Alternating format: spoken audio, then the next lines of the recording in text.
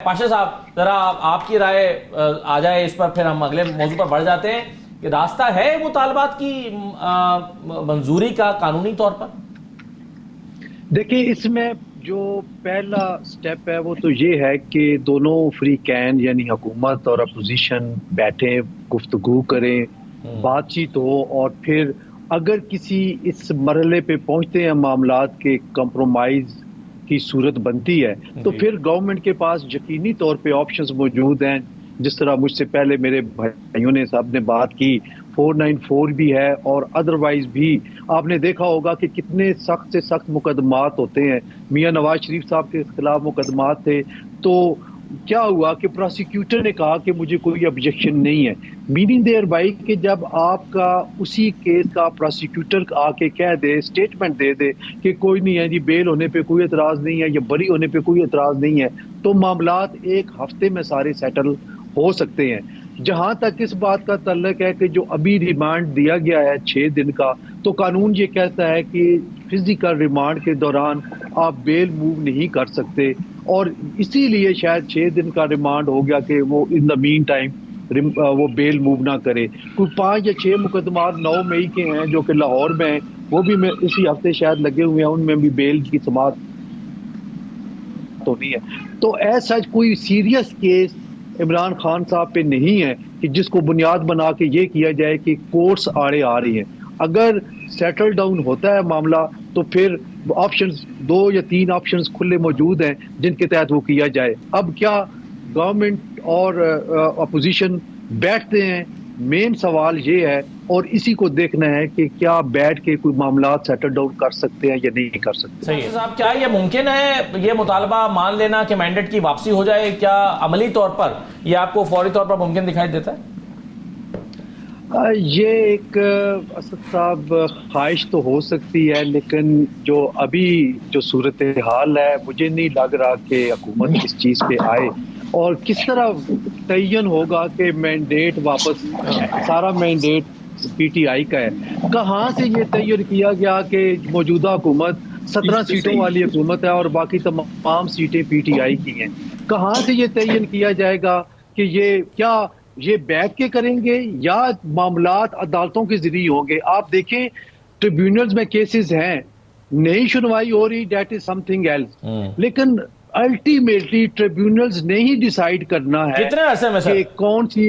हाँ जी, जी, कितने अरसे में डिसाइड करना है? ट्रिब्यूनल्स नहीं, जो जो गिवन टाइम है वो तो गुजर चुका है। वो तो गिवन टाइम तो गुजर चुका है। वो नहीं किया, लेकिन डिसाइड अल्टीमेटली ट्रिब्यूनल्स नहीं करना है, ये एक बात है। ये नहीं होगा कि आप मुज़ाकरात की टेबल पे बैठे और आप उस पे कहें कि गवर्नमेंट ये कहे जी ऑल राइट जी, हम अपनी आप हाथ रखें, उंगली रखें, कौन कौन सी 17 हमारी सीटें हैं ये हम रख लेते हैं, बाकी हम आपको दे देते हैं। It is humanly impossible. और मौजूदा सिनेरियो में कतई तौर पे मुझे नहीं लग रहा कि इस नहज पे हालात पहुंचे कि आप जो है वो मैंडेट वापस करने वाली बात इनकी ख्वाहिश पे, अपोजिशन की ख्वाहिश पे हो जाए। I don't think so. ये इसके लिए ट्रिब्यूनल्स वाहिद रास्ता है और वहीं से काम चलेगा। राइट। जुबैर के ख्याल में ये 26वीं तरमीम जो हुई है, अब इसको सुप्रीम कोर्ट में चैलेंज किया गया, अब सुप्रीम कोर्ट में वो सुना नहीं जा रहा, उसको नंबर भी नहीं लगा। जब अदालत का मामला अदालत में हल नहीं होगा, पार्लियामेंट में हल नहीं होगा, तो फिर क्या वो सड़कों पर हल होगा? यही रास्ता बचता है। असद साहब, बात यह है कि जब कॉन्स्टिट्यूशनल बेंच की तश्कील हुई सुप्रीम कोर्ट ऑफ पाकिस्तान में, तो जो फर्स्ट उनकी जो वो हेड आउट आया वो ये था कि जो केसेस की फिक्सेशन होगी वो नंबर वाइज होगी, और ये नहीं होगा कि हम दरमियान में ऐसे पिक करके लगा देंगे। और मेरा ख्याल है, जो आपने देखा होगा कि पहले हफ्ते या 2 हफ्ते में जो केसेस लगे, वो बहुत पुराने केसेस जो कि पेंडिंग चले आ रहे थे वो लगाए गए, और वो ऑलमोस्ट 80 to 90% तो इन्फेक्चुअस हो चुके थे। तो इसी अभी जब इसका नंबर आएगा तो ये समाअत हो जाएगी, क्योंकि कॉन्स्टिट्यूशन बेंच बने ही इसीलिए है कि तमाम कॉन्स्टिट्यूशन मैटर्स की समाअत उन्होंने करनी है। अब जहां तक 26वीं तरमीम का तल्लक है, यकीनन इसी आइन ने पार्लिमान को ये इख्तियार दिया है कि आप 2/3 मेजॉरिटी के साथ तरमीम कर सकते हैं। हो सकता है हमें भी कई इनकी शिकों पे ऑब्जेक्शन हो और हम कह रहे हो कि ये ठीक नहीं है या हमारी समझ के मुताबिक वो दुरुस्त नहीं है, लेकिन जो विल ऑफ द पीपल है वो कुछ और कहती है कि असेंबली ने ये पास करके भेज दी। अब सवाल ये पैदा होता है कि क्या सुप्रीम कोर्ट ऑफ पाकिस्तान का जो अभी जो कॉन्स्टिट्यूशनल बेंच है उसकी समाअत करेगा और स्ट्राइक डाउन कर सकता है?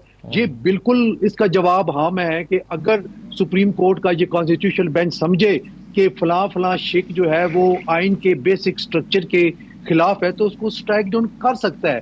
या फिर दूसरी जो सूरत है वो सिर्फ यही है कि ये अगर पार्टीज अपोजिशन और ट्रेजरी बेंचेस बैठे और फिर एक एक्सक्यूज मी एक कंसेंसस पे आए कि 87 तरमीम के जरिए हम इसमें ये तब्दीलियां ला सकते हैं, तो ये मुमकिन हो सकता है वहां भी। लेकिन आप बैठते भी नहीं है, आप वोटिंग में हिस्सा नहीं लेते, आप यहां तक नहीं कि आप अगेंस्ट भी वोट नहीं देते और आप कहते हैं कि हमें सिर्फ तरीकाकार पे इख्तिलाफ है।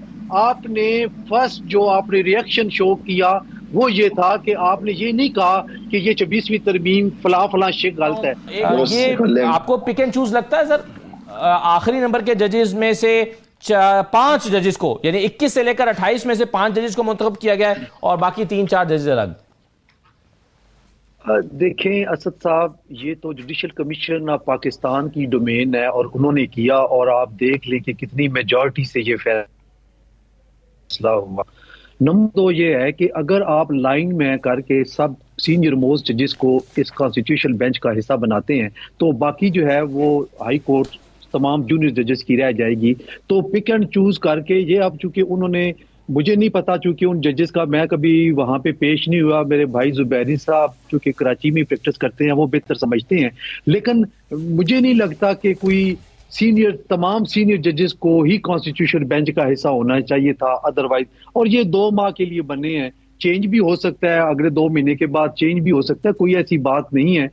लेकिन अभी देखें, पहले भी मैंने अर्ज किया था कि जब सुप्रीम कोर्ट ऑफ पाकिस्तान में जुडिशल बेंच बना तो कॉन्स्टिट्यूशन बेंच बना तो ये अर्ज की थी कि काम चलने तो देखें तो सही कैसे काम कर रहे हैं। तो अभी आप देख लें वो भी बड़ा अच्छा काम कर रहे हैं, इनको भी करने दें।